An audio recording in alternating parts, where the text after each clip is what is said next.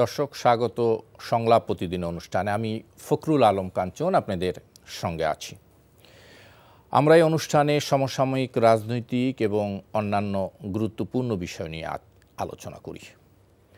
আজ আলোচনা করব রাজনৈতিক বিষয়াদি নিয়ে। এই জন্য আমরা দুইজন অতিথিকে আমন্ত্রণ জানিয়েছি। আমার সাথে আলোচনা করতে উপস্থিত আছেন বিএনপি সরকারের সাবেক শিক্ষা প্রতিমন্ত্রী জনাব আ.ন.ম এহসানুল হক মিলন। আছেন ঢাকা ৬ থেকে বাংলাদেশ জামায়াত ইসলামের মনোনীত সংসদ সদস্য প্রার্থী ও ঢাকা মহানগর দক্ষিণের সহকারী সেক্রেটারি জেনারেল জনাব ডক্টর মোহাম্মদ আব্দুল মান্নান। স্বাগত আপনাদের দুইজনকেই। ডক্টর মান্নান, আপনাকে দিয়ে শুরু করি। জি প্লিজ। রাজনীতিতে এই মুহূর্তে যেটি সবচেয়ে বেশি আলোচিত হচ্ছে সেটা হলো সরকারের বেঁধে দেওয়া সময় কাল শেষ হয়ে যাচ্ছে। সরকারের থেকে বলা হয়েছিল যে আপনাদের রাজনৈতিক দলগুলো সমঝোতায় আসতে, যদি সমঝোতায় আসতে না পারেন তাহলে সরকার এ বিষয়ে সিদ্ধান্ত দিবেন। আমরা দেখলাম বিএনপি, জামাত সহ অন্যান্য যে রাজনৈতিক দলগুলো আছে সেই দলগুলো কোনো রকম সমঝোতায় আসতে পারেনি। তো শুনতে চাই আপনার কাছ থেকে। থ্যাংক ইউ কাঞ্চন ভাই, আপনাকে ধন্যবাদ। আমি অত্যন্ত আনন্দিত এবং আজকে আমার একটা খুশিরই দিন যে আমাদের অত্যন্ত ফেমাস শিক্ষা প্রতিমন্ত্রী ছিলেন বাংলাদেশে। আপনি বলেছেন বিএনপি সরকারে, আমি বলতে চাই বিএনপি জামাত জোট সরকারের শিক্ষা প্রতিমন্ত্রী ছিলেন। নিশ্চয়ই। এবং বাংলাদেশে নকলমুক্ত পরিবেশে পরীক্ষা দেওয়া যায়, এটা ওনার নাম যিনি দেখবেন, ওনাকে যিনি দেখবেন তিনিই বিশ্বাস করবেন। অনেক অভূতপূর্ব। এবং আমি ইসলামী বিশ্ববিদ্যালয় কুষ্টিয়া ওখানে ছাত্র শিবিরের যখন সভাপতি ছিলাম তখন উনি গিয়েছিলেন। আমরা শিবির ছাত্রদল একসাথে ওনাকে গেট থেকে রিসিভ করে আমরা নিয়ে গিয়েছিলাম। সেই স্মৃতিটা আমার মনে পড়ছে। এবং উনি সেমিনারে যে আউটস্ট্যান্ডিং স্পিচ দিয়েছিলেন, ওনার কথা উপস্থাপনা, বাচনভঙ্গি সত্যি আমাদেরকে বিমোহিত করেছিল। এরকম একজন মানুষ যিনি মনোনয়নও পেয়েছেন, ওয়েলকাম করি। এবং আমি আজকে এই জন্য আমার অনেক ভালো লাগছে। তো একটা কথা আপনি যেটা বলেছেন যে আজকে আলোচনার শেষ দিন, কি হতে বেঁধে দেওয়ার আলোচনার শেষ দিন। দেখেন, বিএনপির যে ৩১ দফা আছে, এই দফার দ্বিতীয় দফাতে আলাপ আলোচনার সমঝোতার ভিত্তিতে রাষ্ট্র গঠনের জন্য ওনাদের অঙ্গীকার আছে। তো সেই জায়গা থেকে জামায়াত ইসলামীর নায়েবে আমির ডক্টর সৈয়দ আবদুল্লাহ মোহাম্মদ তাহের ফোন করেছেন, আলোচনায় বসার জন্য ইচ্ছা প্রকাশ করেছেন। আলোচনার রেজাল্ট কি হোক বা না হোক, সেটা যাই হোক না কেন, আলোচনায় বসলে এটা সুন্দর দেখাতো। আমরা শহীদদের রক্তের বিনিময়ে যে বাংলাদেশ পেয়েছি, এই বাংলাদেশে সংলাপের কোনো বিকল্প নেই। আজকে আপনার এখানে সংলাপ প্রতিদিন, তো আমরা তো রাজনৈতিক দলের ভিতরে প্রতিদিনই সংলাপ হওয়া উচিত না, কিন্তু শুধুমাত্র একটি দলের সাথে কি না, একটি দলের সাথে না, দাওয়াত দেওয়ার পরে যদি ওনারা বলতেন যে ঠিক আছে আপনারা একা আপনাদের সাথে কেন আরো অনেককে নিয়ে আসেন, সেটা তো বলেন নাই, আলোচনাকেই নাকচ করা হয়েছে। এই জায়গাটা আমাদের জন্য একটু সংকীর্ণ হলো, কারণ আমরা আগামী দিনে দীর্ঘ পথযাত্রায় আমরা ১৫-১৭টা বছর নির্যাতিত নিষ্পেষিত হয়ে আমরা যে একটা গণতন্ত্রের পথে আমরা এগিয়ে যাচ্ছি, সেই জায়গায় আমরা কিছুটা হলেও হোঁচট খেলাম। তবে হতাশার কিছু নেই, এখান থেকেও আমাদের হয়তো নতুন কোনো পথ বের হয়ে আসবে। এবং আপাতত দৃষ্টিতে যা বোঝা যায় যে আচরণটা হলো, এটা যদিও সাধারণ মানুষ ভালোভাবে নিচ্ছে না, তারপরেও রাজনীতিতে এরকম টানাপোড়েন থাকবে, এর ভিতর দিয়ে নতুন কিছু বের হয়ে আসবে, সমঝোতার নতুন বাধাটা কোথায়? জুলাই নিয়ে যে ঐক্য, সেই ঐক্য আমরা দেখলাম প্রায় ৬ থেকে ৭ মাস হবে যে আপনারা আলোচনা করলেন। এটা বাংলাদেশের ইতিহাসে একটা তারপরে এসে এখন আবার অনেক, দেখেন এখন দুইটা জায়গায় আমরা খুব মানে রিজিড হয়ে আছি। একটা জায়গা হচ্ছে জুলাই সনদের আইনি ভিত্তি দিতে আমরা সবাই প্রস্তুত, সব দল প্রস্তুত, কিন্তু নির্বাচনের দিনই গণভোট হবে না আগের দিন হবে, এটা একটা বিষয় আমাদের কাছে মানে রয়েছে দ্বিমতের জায়গা। আর আরেকটা জায়গায় আছে যে আমরা যে পেয়ারটা চাচ্ছি উচ্চকক্ষ সবাই চাই, এই উচ্চকক্ষের পেয়ারটা কি সংসদীয় আসনের ভিত্তিতে হবে না ভোটের ভিত্তিতে হবে?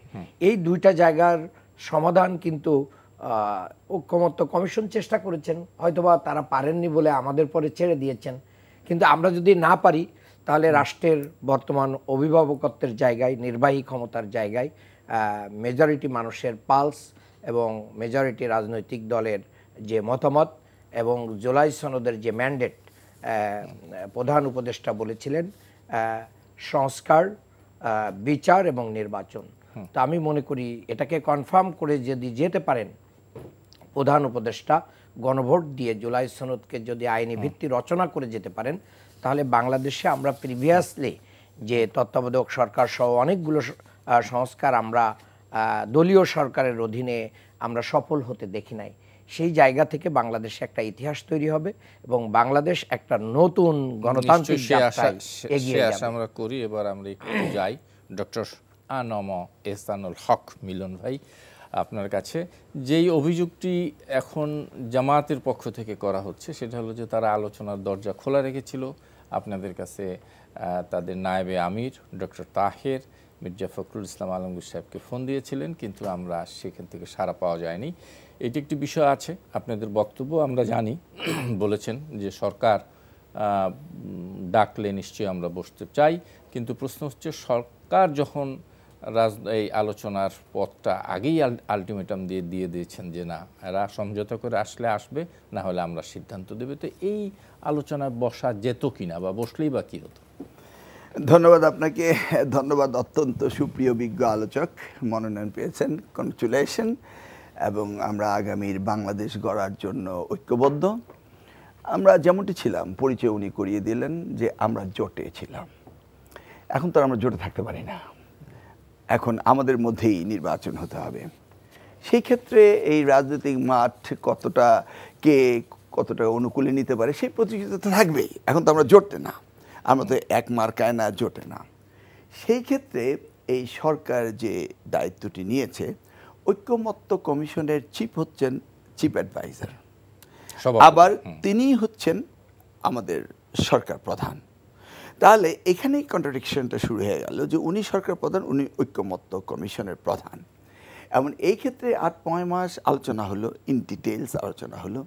গণতন্ত্র মানেই তো হচ্ছে সকলের কথা বলার অধিকার থাকবে, কথা বলবে।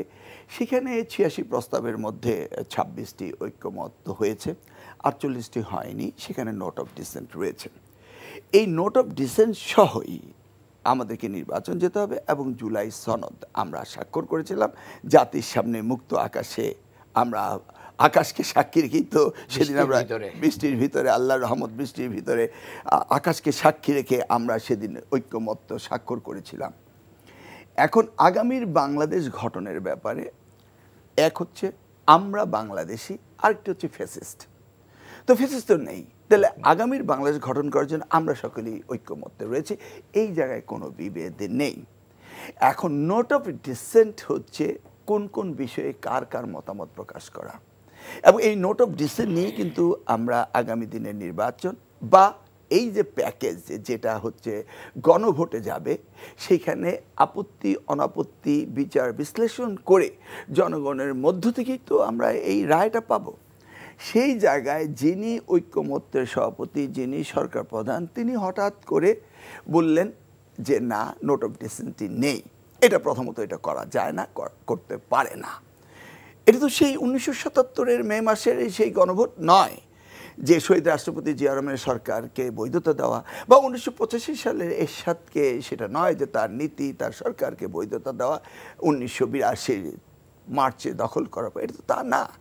বা 1991 সালে 16 বছরের প্রেসিডেন্সিয়াল ফর্ম থেকে আমরা পার্লামেন্টারি ফর্ম অফ গভর্নমেন্টে যাচ্ছিলাম, সেই সময় রাষ্ট্রপতি এই বিলে স্বাক্ষর করতে পারবে কিনা, দেশের ফরমেশন চেঞ্জ হবে কিনা, সেটা তো সেই বিষয়টা নয়।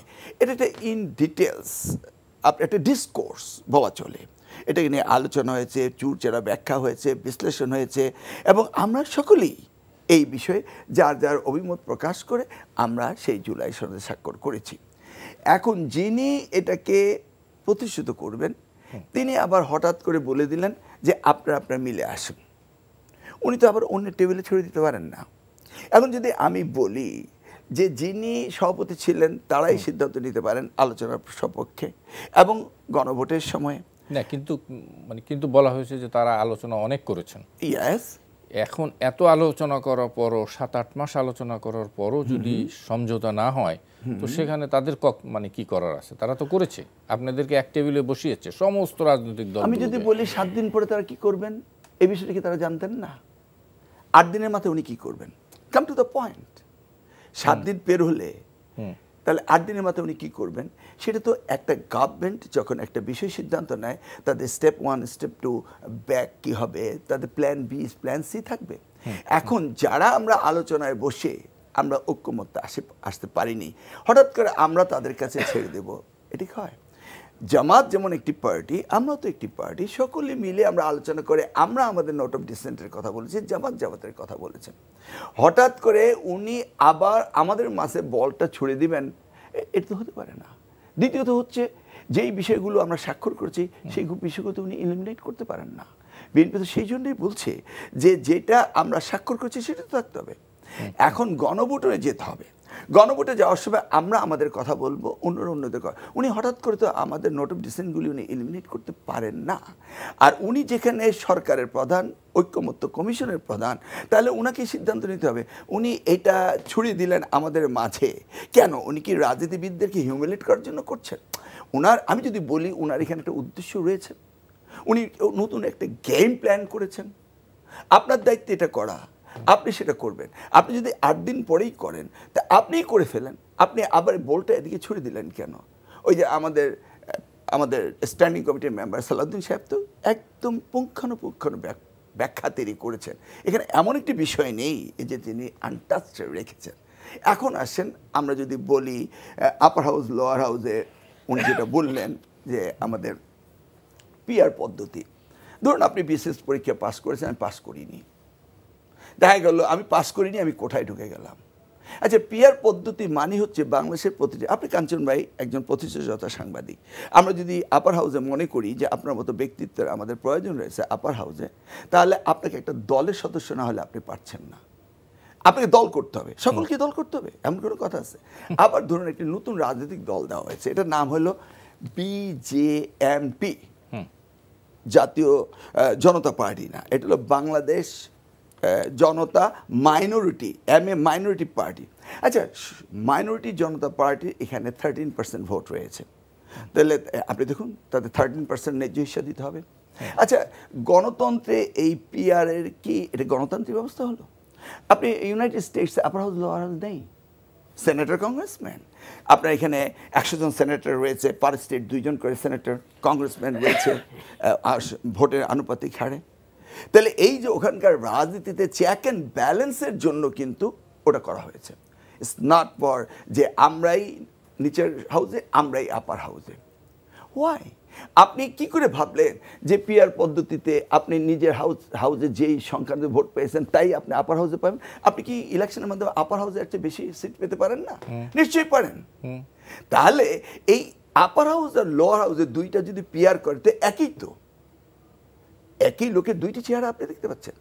কিন্তু গণতন্ত্র কি তাই বলে?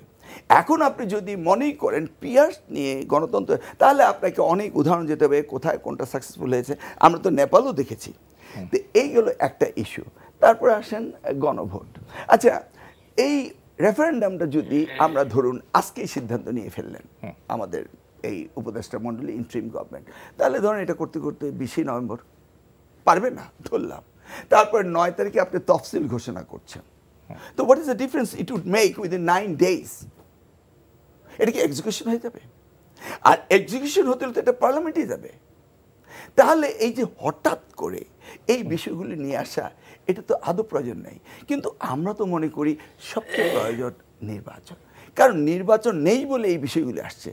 ধরে নিন 91-তে যেভাবে নির্বাচন হয়েছে, 96-তে যেভাবে নির্বাচন হয়েছে, 2001-এর পরে যদি ঠিক নির্বাচনের গতিবিধি এইভাবে থাকতো তাহলে কি আজকে এই প্রশ্ন আসতো? না এইটার দরকারও তো মানে পড়তো না। এটাও তো তাহলে একজন মাঝখানে এসে ফ্যাসিস্ট সরকার সৃষ্টি হওয়ার পরে আমরা হঠাৎ করে এই ৮৬টি প্রস্তাব, হ্যাঁ ৮৬ প্রস্তাবের মধ্যে প্রত্যেকটি প্রস্তাব ভালো, কিন্তু এগুলি খুব উচ্চবিলাসী প্রস্তাব। প্রত্যেকটি প্রস্তাবকে আপনি অ্যাকসেপ্ট করে এটাকে এক্সিকিউশন করা, এটা it will take long time. আমার মনে হয় যুক্তি তো আছেই, কিন্তু আমার প্রশ্ন হচ্ছে আমি যদি একটু অন্যভাবে দেখি, মূল আলোচনা যেটা, মূল মতবিরোধটা আসলে তৈরি হয়েছে কবে গণভোটটা হবে। অন্যান্য বিষয়গুলো আছে, কিন্তু গণভোট প্রশ্নে এক ধরনের বড় ধরনের পার্থক্য আছে দুই দলের মধ্যেই। আপনারা চাচ্ছেন অবশ্যই নির্বাচনের আগে হোক, ধরে নেই যে আপনাদের মধ্যে রাজনৈতিক দলগুলোর মধ্যে সমঝোতা হলো না, সরকারের পক্ষ থেকে একটি সিদ্ধান্ত দেওয়া হলো, আপনারা কি এই সিদ্ধান্ত মানবেন নাকি না রাজনীতি আবার আন্দোলন করবেন? দেখেন, আমরা তো বাংলাদেশে বিগত ৫৪ বছরে বারবার আমরা এই গণতান্ত্রিক অভিযাত্রায় হোঁচট খেয়েছি, বারবার আমাদের গণতন্ত্র ক্ষতিগ্রস্ত হয়েছে। এখন আমি একজন বিশ্ববিদ্যালয়ের শিক্ষক হিসেবে যতটুক ইয়াং জেনারেশনকে স্টাডি করতে পারি, তারা আমাদের এই পুরাতন বস্তা পচা রাজনীতি, আমাদের বলছি, আমি কোনো দলের বলছি না, আমাকে ইনক্লুড করে বলছি, এটা দেখতে চায় না। তারা এখন এই গ্লোবাল ওয়ার্ল্ডের একজন মেম্বার, তারা শুধু বাংলাদেশেরই প্রতিনিধি না। তো গ্লোবালি প্রতিদিন কি হয়, কোন জায়গার রাজনীতি কেমন, কোন জায়গার মানুষের সমাজনীতি কেমন, অর্থনীতি কেমন, এডুকেশন কেমন, একজন স্টুডেন্ট যখন ইউনিভার্সিটি ভর্তি হয় সে দেখে আসে যে এই ইউনিভার্সিটিটার স্কোর কি, তার পজিশন কোথায়। এমনি এমনি কিন্তু সে ভর্তি হয়ে যায় না। তার মানে হচ্ছে আপনি একটা সাধারণ জিনিস কিনতে গেলেও ক্রেতারা যখন অনলাইনে মানে কিনতে চায় তখন ওটা রিভিউ দেখে যে মানে ক্রেতা যারা এটা কিনেছে তারা এটা সম্পর্কে কি বলতেছে। তো সেই জায়গায় রাজনীতিবিদদেরকে কিন্তু আসতে হবে।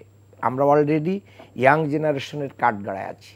আমরা এই বিএনপি জামাত বা জামাত বিএনপি যাই বলেন, আমরা মিলে সবাই মিলে কিন্তু এই ফ্যাসিবাদের পতন ঘটাতে পারি নাই। না সেটি হয়েছে, হ্যাঁ, তার পরবর্তী রাজনীতিতে আমি পরবর্তী এই জায়গায় আপনাদের প্রশ্ন আছে সকলেরই, এই জায়গায় আমি বলছি সেই ঐক্য কই মানে কই গেল? এই ঐক্য এখনো আছে বাংলাদেশের প্রশ্নে, এই ঐক্য আমাদের ভিতরে আছে এবং থাকবে। এটা মানে সহজেই কেউ চির ধরাতে পারবে না। মিলন ভাই খুব স্পষ্ট করে বলেছেন যে এখন বিএনপি জামাত জোটও বলতে পারেন বা বিএনপি দুইটা অংশে তো এখানে সরকারি দল বিরোধী দল থাকতে হবে। এখন কেউ কেউ মনে করছে যে জুলাই সংস্কারের আইনি ভিত্তি যদি আগে পেয়ে যায় তাহলে আমাদের পাল্লাটা হালকা হতে পারে। কেউ মনে করছে এটা যদি আগে হয়ে যায় তাহলে আমার পাল্লাটা এগিয়ে যেতে পারে। এই যে পাল্লা ভারী হওয়া এবং হালকা হওয়ার যে একটা ইকুয়েশন এখানে আছে, এই জায়গা থেকে আমরা কেউ কেউ বলছি যে এটা আগে হোক, কেউ বলছে যে না আমরা আগে চাই না, আমরা পরে চাই, অথবা আগে আমরা এভাবেই চেয়েছি যে এটা সংসদীয় নির্বাচনের পরে হোক, কিন্তু সেই জায়গা থেকে আমরা একই দিন পর্যন্ত এসেছি। আমি মনে করি অনেকটা এগিয়ে এসেছি এবং এই কালমুখ কেটে যাবে। আর ভাই যেটা বলেছেন যে স্বল্প সময়ে এটা সম্ভব না, বাংলাদেশে 21 দিনের ভিতরেও গণভোটের নজির আছে, আর এখানে খুব হিউজ প্রিপারেশন লাগবে না। বিশেষ করে আমরা যে জাতীয় নির্বাচনটা করতে যাচ্ছি এই গণভোটের মাধ্যম দিয়ে এই ইসি এবং বর্তমান যে পুলিশ প্রশাসন এবং সিভিল প্রশাসন যেটা রয়েছে তাদের কোথায় কোথায় গলত আছে, কোথায় কোথায় ত্রুটি আছে, তাদেরকেও একটা রিহার্সেলটাও হয়ে যায়। সেই রিহার্সেল এই নির্বাচনে হবে না। কেন হবে না? আমি কেন হবে না, কেন হবে না সেটা হলো এই যে এই নির্বাচনের বেসিক্যালি কোনো পক্ষ বিপক্ষ থাকবে না। না, হানা ভোট তো হবে না, হানা হইলেও আমি আপনাকে বলি একটা মূল জায়গাতে আমরা সকলেই মানে ঐক্যবদ্ধ।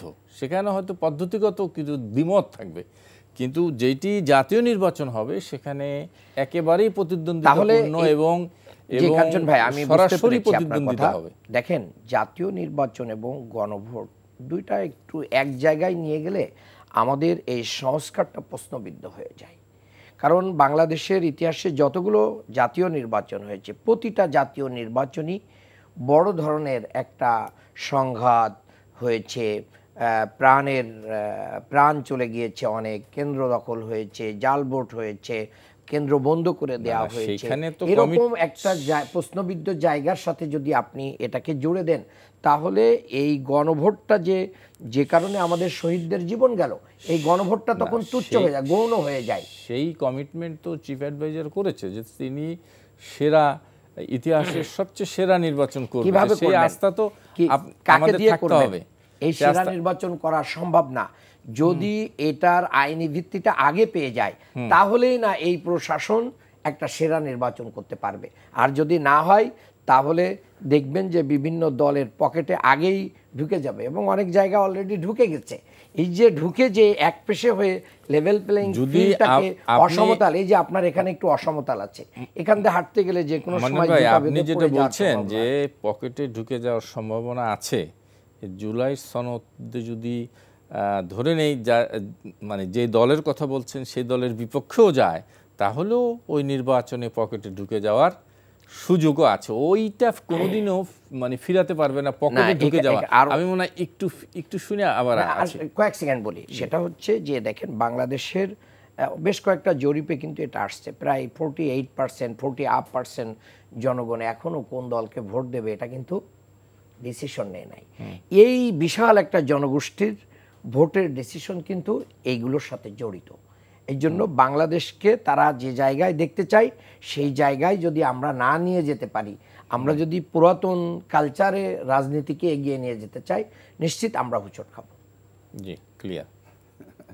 ডক্টর এহসানুল হক মিলন, আমি যেটা বলছিলাম যে যদিও মান্নান ভাই এই উত্তর দেননি, যে সরকার যদি কোনো সিদ্ধান্ত দেন, সেই সিদ্ধান্ত আপনারা মানবেন কিনা নাকি আন্দোলনে যাবেন, সেই উত্তর মান্নান ভাইয়ের কাছে পাইনি। আবার চেষ্টা করবো যদি উত্তরটা পাই আপনার কাছে। এই ফাঁকেই দিয়ে দিই সেটা হচ্ছে, যেহেতু ভার জন্য সহজ হবে। দেখেন, আমরা জোর করে কোনো কিছু প্রতিষ্ঠা করতে চাই না। আন্দোলন তো করছেন, আন্দোলন করার অর্থ হচ্ছে আমরা জনমত গঠন, এটা বিউটি অফ ডেমোক্রেসি। আমরা জনগণের কাছে শুধু বিউটি অফ ডেমোক্রেসি বলছেন না, আপনারা আঙ্গুল বাঁকা করতে চাচ্ছেন। না, আঙ্গুল এটা তাহের ভাই ব্যাখ্যা দিয়েছেন, বল যে এখন একটু ঠাট্টা মশকরাও করা যায় না আর কি, এটা বলেইছেন। এটাকে বড় করে দেখার সুযোগ নেই। আমরা মনে করি জনমত গঠনের মাধ্যম দিয়ে বিএনপি জনগণের চাপে পড়ে গেলে এটা মানবে, এই জন্যই আমাদের এই আন্দোলন। জি, আসলে 106 আর্টিকেলে এই গভর্নমেন্টকে দেওয়া হয়েছে আন্ডার দিস কনস্টিটিউশনাল প্রভিশন, কিন্তু ওখানে ক্লারিফাই করা হয়নি তাদেরকে কতদিনে থাকবে বা ইন্টারিম গভর্নমেন্ট কীভাবে হবে, হোয়াট এভার। আমাদের ডক্ট্রিন অফ নেসেসিটির কারণে আমরা মেনে নিয়েছি। দেখুন, বিএনপি কিন্তু বুঝতে পেরেছে যে এই গভর্নমেন্টের সবচেয়ে সেফ হলো যে সুন্দরভাবে একটা নির্বাচন দিয়ে দেওয়া। এই জন্য কিন্তু প্রথম আমরা বলছি 3 মাসের মধ্যে নির্বাচন দিন, তারপরে বললাম যে না 6 মাসে দিন, তারপরে বললাম যে না, আপনারা সেটা চেয়েছেন যে যত তাড়াতাড়ি ক্ষমতায় আসা যায়, নির্বাচন হইলেই তো আমি আসছি সেই জায়গাটাই আমি আসছি। এখন দেখেন ঘুরে ফিরে সেই কথাই ফলছে।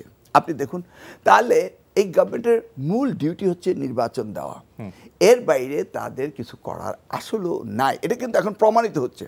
তারপর আমরা বলছি ঠিক আছে, যৌক্তিক সময় যেটা দরকার আপনার নেন, সেটা করতে করতে ফেব্রুয়ারি পর্যন্ত গভর্নমেন্ট প্রলং করলো এবং বললো যে আমরা নির্বাচন দিচ্ছি।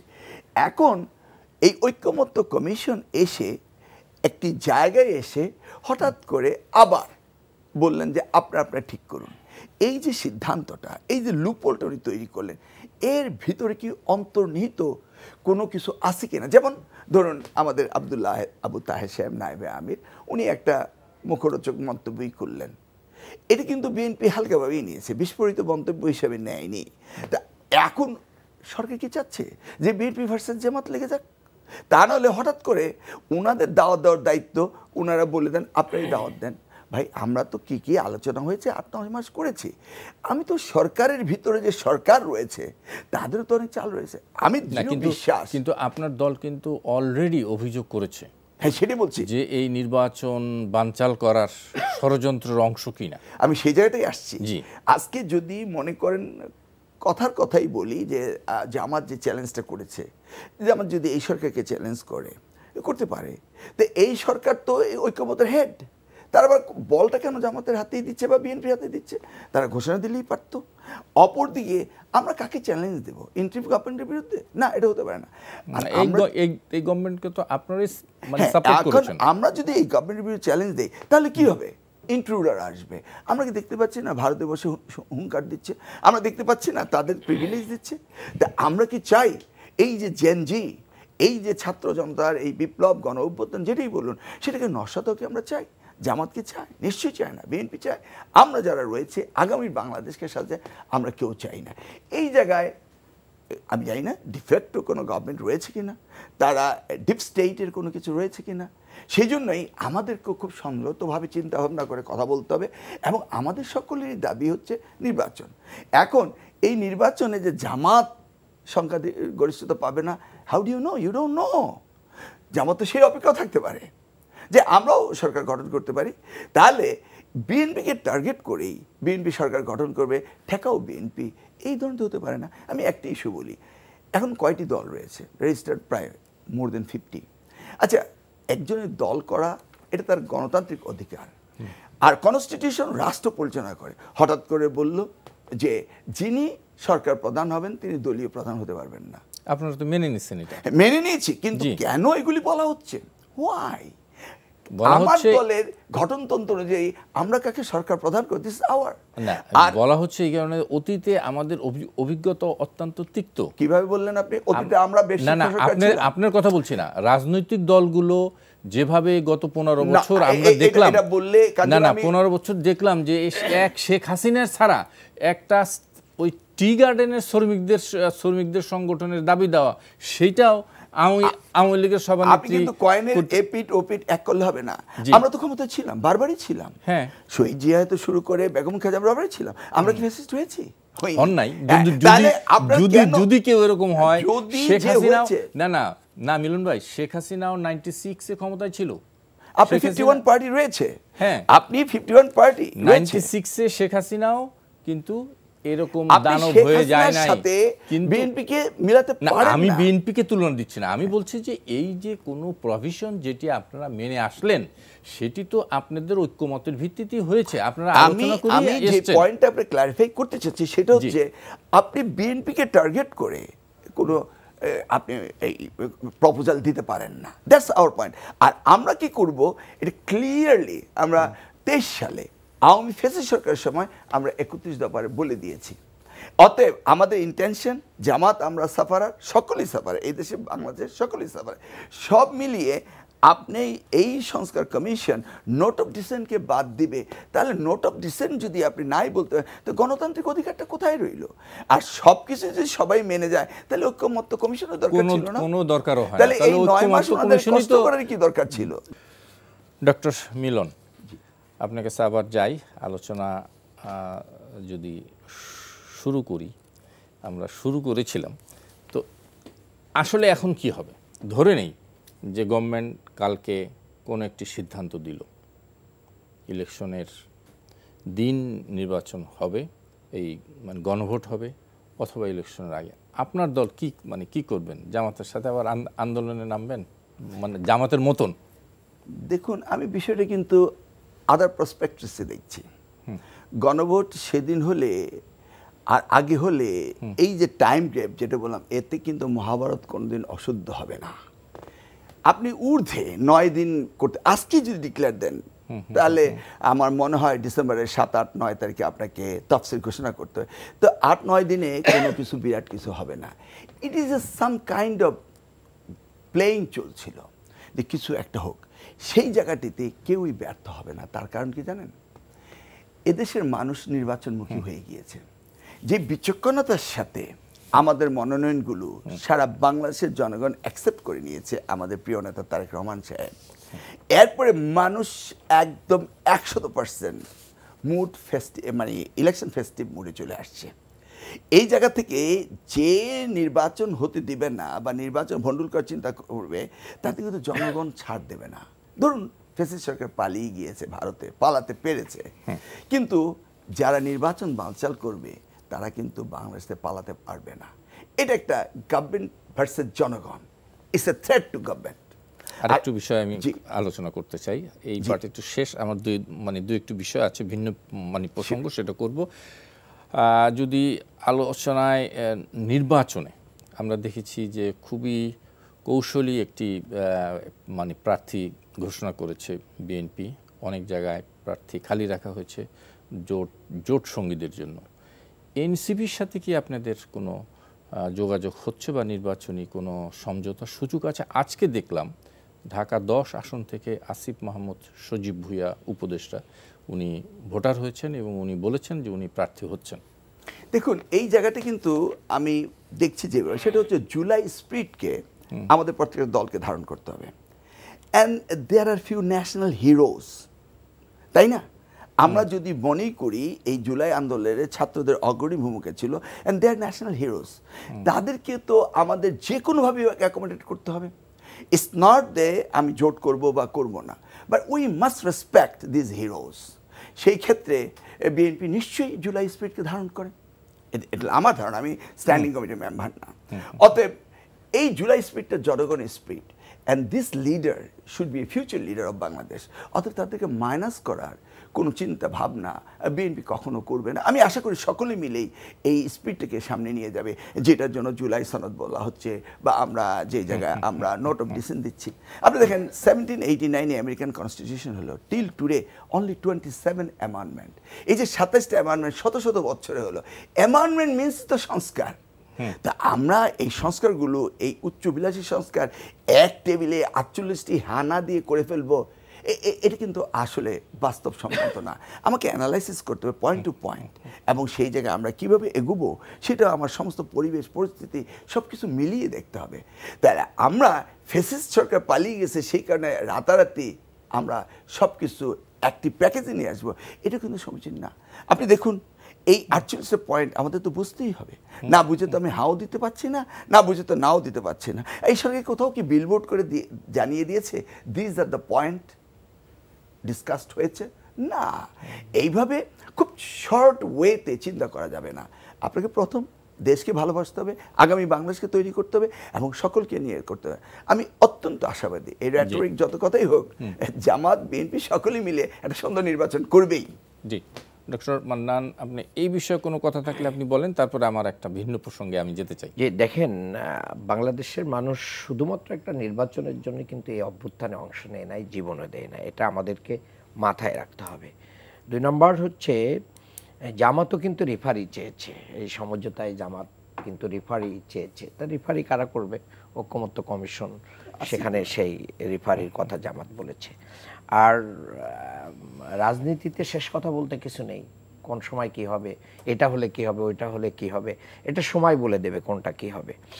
আর নোট অফ ডিসেন্ট নিয়ে ভাই অনেক সুন্দর কথাই বলেছেন, তবে সৌন্দর্য কি? সৌন্দর্য হচ্ছে মেজরিটি। আদালতে কোনো বিষয় যখন চলে আসে তখন কিন্তু 7 জন বিচারকের ভিতরে 5 জন বা মেজরিটি যেদিকে যায়, 4-3-এও সিদ্ধান্ত হতে পারে, 5-2-এও সিদ্ধান্ত হতে পারে। তো অনেকগুলো রাজনৈতিক দল এখানে অংশগ্রহণ করছে, 31টার ভিতরে 25-26টায় আমার জানা মতে এই লাইনটাকে বেছে নিচ্ছে। তাহলে ঐকমত্য কমিশন যদি একটা দলের হয়ে যায় আর সেই দল যদি মনে করে আমরাই মেজরিটি, আমরা যেভাবে বলবো সেভাবেই করতে হবে, তাহলে এটা বাংলাদেশের জন্য একটা সুন্দর হয় না। আর অনেক ভালো মনোনয়ন ভাইয়েরা দিয়েছেন, না হলে ভাই মনোনয়ন পেতেন না। তবে 2-1টা মনোনয়নে আমরা দেখলাম যে জয় বাংলা বলতেছে, আবার বলতেছে হচ্ছে, যদিও তাকে সাসপেন্ড তারটা উইডো করা হচ্ছে, কিন্তু বিএনপির মতন একটা দল এরকম একজন মনোনয়ন পেয়ে গেল চোরাগলি দিয়ে, এটা কিন্তু দুর্ভাগ্যজনক। আর একজন বলেছে যে ধানের শীষ জিতলে নৌকা জিতে যাবে, আমি তো খুব অবাক। আর ঢাকা 10 তো বিএনপি ফাঁকাই রাখছে, তবে জুলাই শহীদদের প্রতি রেসপেক্ট রেখে যদি আরও অনেক জায়গায় এরকম ফাঁকা করে দেই, যে জুলাই শহীদ অভ্যুত্থানে অংশগ্রহণকারী তাদের জন্য আমরা এটা ফাঁকা রাখলাম, এরকম হাসনাত আব্দুল্লাহ জন্য আমরা যে করেছি বিভিন্ন সময়, এগুলো বাংলাদেশের আপনার যে ডাকসু, জাকসু, চাকসু, রাকসু বিভিন্ন জায়গায় এর এক্সাম্পল আছে। আমরা একবারে ইনক্লুসিভ, যারা গণ অভ্যুত্থানের পক্ষের শক্তি দোসরদের বিরুদ্ধে যাদের অবস্থান ছিল তাদের সবাইকে আমরা অ্যাকোমোডেট করেই আগামীর বাংলাদেশ বিনির্মাণ করবো ইনশাআল্লাহ। জুলাই যোদ্ধাদের বিষয়ে আপনাদের দেখেন, জুলাই যোদ্ধাদের বিষয়ে আমাদের অবস্থান কি, এটা 5ই আগস্টের পরের দিন থেকেই এটা খুব ক্লিয়ার।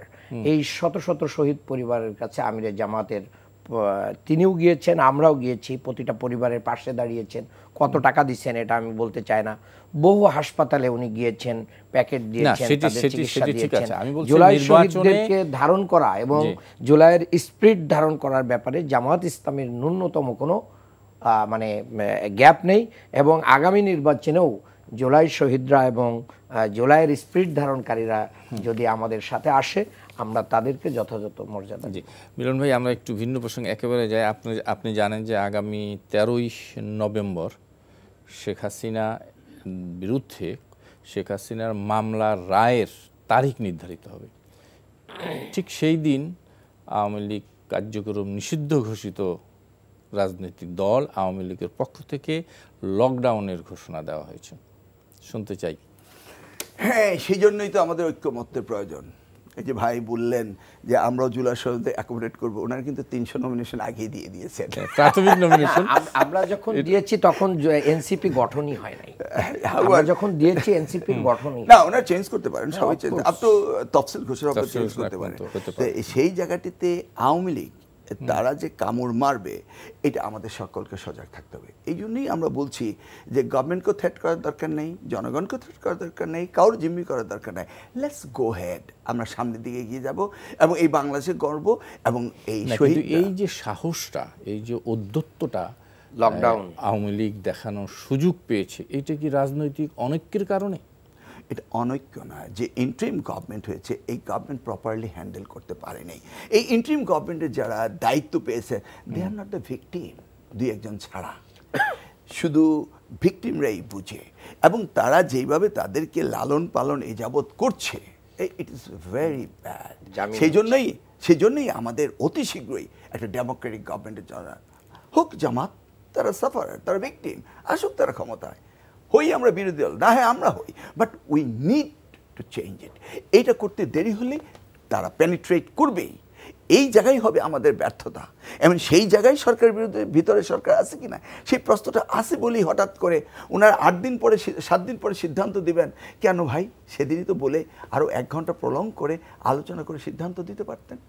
আবার কেনই ভাই মুক্ত আকাশে আকাশ বাতাস চন্দ্র সূর্যকে সাক্ষী রেখে আপনারা স্বাক্ষর করলেন? কিন্তু সেই গানের মতো সাক্ষ্য এখন আর কেউ তো মানছেন না। না না না, মানছেন না, সেটা স্পিরিট ইজ এভরিওয়্যার, কিন্তু ওনাদের টেকনিক্যালি ওনারা এটাকে অ্যাডপ্ট করতে পারেননি। আমি তো বললাম এত বেশি পয়েন্ট রয়েছে, সেটাকে অ্যানালাইসিস করার জন্য তো সময় নিতে, অ্যাবজর্ব করার তো টাইম লাগবে। BNP is ready, Jamaat is ready. এখন হয়েছে কি, কে ওই মিউজিক্যাল চেয়ারে বসবে সেটার জন্যই আর কি এই আমরা যা দেখছি। তবে উই আন্ডারস্ট্যান্ড, আমরা আর সেই পথে আর পা দেবো না যেখানে আমাদের বিভ্রান্ত করবে। অতএব তাদের এই উস্কানি আস্ফালন বন্ধ হয়ে যাবে। বাংলাদেশের মানুষ প্রতিহত করেছে এবং ইনশাআল্লাহ প্রতিহত হবেই তারা। অন্তর্বর্তী সরকার না পারলেও আমাদের দলগুলোর আন্তঃযোগাযোগ, সিটিং সংলাপ অব্যাহত থাকলে অনেক সমস্যাই কেটে যাবে। কথা বললে দূরত্ব কমে। হ্যাঁ, তা তো কমে। সেটার জন্যই তাহের ভাই দাওয়াত দিয়েছিলেন। কিন্তু আচ্ছা, 13 তারিখের ব্যাপারে আপনার কাছ থেকে একটু শুনতে চাই। আমি মনে করি যে 13 তারিখে তারা যে লকডাউন ঘোষণা করেছে এটা বাংলাদেশের জনগণের সেই শহীদদের রক্তের দাগ শুকায় নাই, এটা কঠোরভাবে প্রতিহত করা হবে এবং এটাকে সহ্য করা হবে না। জুলাই অভ্যুত্থানের স্টেক হোল্ডার যারা আছে আমরা সবাই ঐক্যবদ্ধভাবে এই ফ্যাসিবাদ এবং তাদের দোসরদের বিরুদ্ধে আমাদের অবস্থান সুস্পষ্ট, এ ব্যাপারে কোনো ছাড় নেই। জি, আমার মনে হয় আজকে হাতে একদমই সময় নেই। আপনার ডক্টর আনামা এহসানুল হক মিলন, আপনারা কষ্ট স্বীকার করে এসছেন, আপনাকে অনেক অনেক ধন্যবাদ। ধন্যবাদ ডক্টর আব্দুল মান্নান, আপনাকেও ধন্যবাদ। জি দর্শক, আপনাদেরকে ধন্যবাদ যারা এতক্ষণ আমাদের সঙ্গে ছিলেন। আগামী অনুষ্ঠানে আবার দেখা হবে। শুভ সন্ধ্যা।